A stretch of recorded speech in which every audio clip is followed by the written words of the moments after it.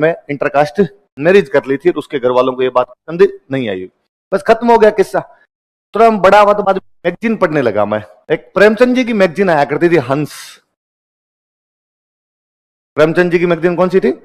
किसी टाइम में प्रेमचंद जी निकाला करते थे इसको, मंथली एक मैगजीन आती, अब भी आती है हंस, बाद में हंस बंद हो गई थी कि प्रेमचंद जी के पास पैसे नहीं थे, इसलिए प्रेमचंद जी ने इस मैगजीन को निकालना बंद कर दिया। तो इस मैगजीन को दोबारा निकालना शुरू किया था राजेंद्र यादव ने। किसने निकालना शुरू किया था? तो राजेंद्र यादव को जब पढ़ने लगे तब पता लगा राजेंद्र यादव तो बहुत बड़े साहित्यकार हैं। फिर पता चला ये राजेंद्र यादव वही हैं जो उस कहानी में लिखे हुए हैं कि मेरे पिता को राजेंद्र से अंतरजातीय विवाह करना पसंद है, तो वो राजेंद्र यादव, ये मन्नू भंडारी।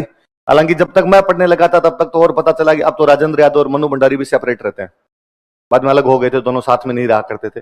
राजेंद्र यादव बहुत बड़े मतलब साहित्यकार में भारत के। एक बहुत अच्छी कहानियों की किताब उनकी, समानांतर एक दुनिया। क्या नाम है किताब का? समानांतर एक। कहीं साइड में लिखो, लिखो प्री के पेपर के बाद पढ़ेंगे। और बहुत अच्छी किताब है, पढ़ना आप, समानांतर एक दुनिया। अच्छा, आपने वो भी पढ़ ली, समानांतर एक दुनिया।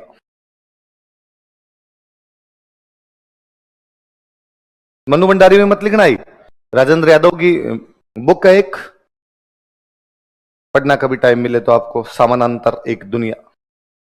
किसकी है? राजेंद्र। तो अब तो राजेंद्र यादव भी एक्सपायर हो गए, 18 या 19 के आसपास राजेंद्र यादव भी एक्सपायर हो गए थे। अब तो उनकी बेटी निकालती है हंस मैगजीन जो है, रचना यादव। रचना यादव उनकी बेटी है, जो आजकल ये कौन सी मैगजीन निकालती है? हंस मैगजीन। तो ये एक कहानी, यह भी का किस्सा था। मन्नू भंडारी की बोलो तो किताबें कौन कौन सी है? महाभोज, आपका बंटी, खोटे सिक्के, और एक कहानी। चलो एक हंस की एक बात और बताऊं मैं, एक जोरदार सी बात। तो हंस जो मैगजीन निकलती थी, इसके 2 संपादक थे। कितने संपादक थे?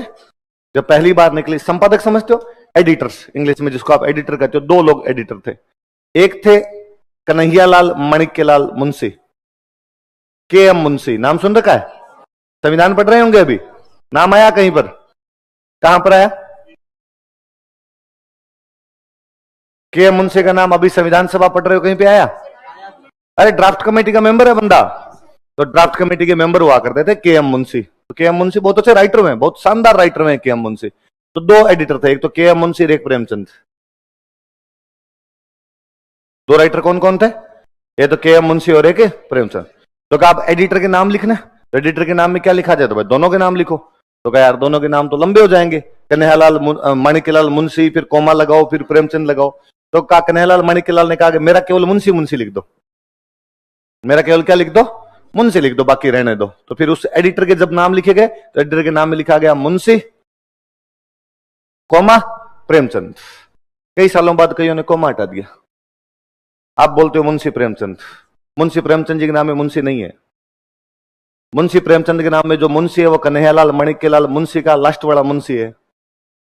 प्रेमचंद जी का मुंशी नाम से कोई भी लेना देना। पर देखिए कोई चीजें कितनी हिट होती है कि आज यदि मैं डायरेक्ट बोलूं प्रेमचंद पढ़ रखा है, तो हो सकता है स्टूडेंट के समझ में नहीं आता कौन प्रेमचंद।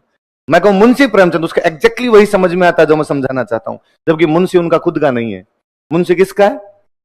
कन्हैयालाल माणिक्यलाल। तो ये 2 संपादक थे, कन्हैयालाल माणिक्यलाल मुंशी, कोमा प्रेमचंद। मुंशी कोमा प्रेमचंद, किसी ने धीरे धीरे कोमा हटा दिया। कन्हैयालाल माणिक्यलाल मुंशी थे, फेमस नहीं हुए। प्रेमचंद जी साहित्य की वजह से फेमस हो गए, इसलिए नाम क्या पड़ गया?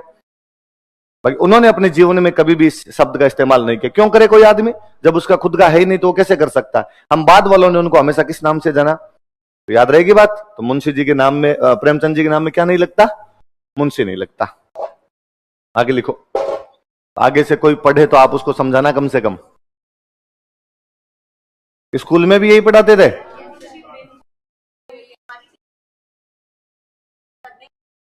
अच्छा, पहले सरनेम लगाते थे। हाँ देखो देखो, मास्टर एक ऐसा जीव होता है जो किसी भी बात को जस्टिफाई कर सकता है ना? मैं खुद ही कर देता हूं ऐसा कई बात, कोई बड़ी बात नहीं है। लिखो मणि मधुकर।